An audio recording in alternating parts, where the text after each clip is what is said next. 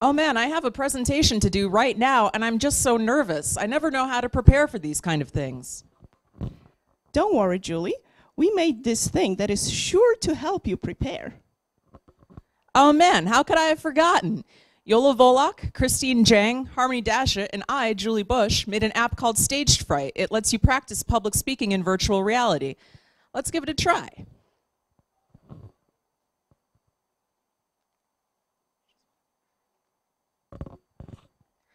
StageFright puts you in front of an immersive 360 environment and scrolls your speech at the speed you selected in its virtual reality teleprompter. Our app continuously monitors your volume and pitch as you speak and uses those values to give you real-time visual feedback telling you if you're being too quiet or monotonous. Wow, that was awesome. Harmony, tell me more. Of course, Julie. So let's take a look at how it works under the hood. All the heavy lifting is being done on the front end via React, Redux, and A-Frame. A-Frame being a WebVR framework that does the actual rendering in your browser using WebGL. When we were trying to collect real-time audio feedback, we discovered that the audio API that we wanted to use had very spotty mobile browser support. So we decided to stream this data in through desktop browsers. But that left the question of how do we sync up that data collected through the desktop browser with what the user is seeing in their mobile device? We toyed with the idea of doing a back-end database such as Postgres.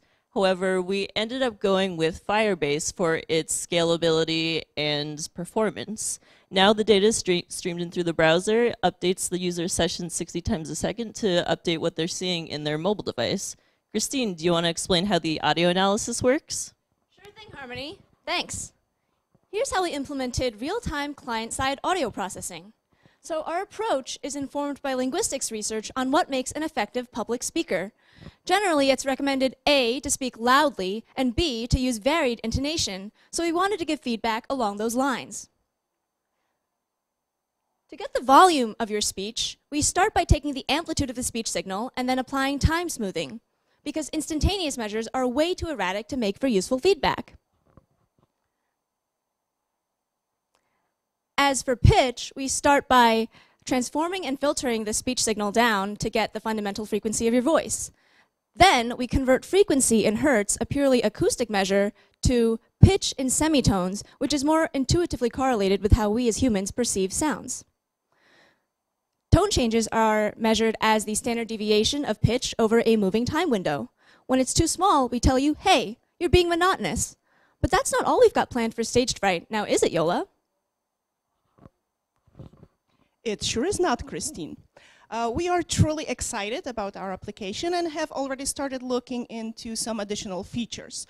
For example, we are already aggregating data that can be used for visualization of the user's volume and pitch over time.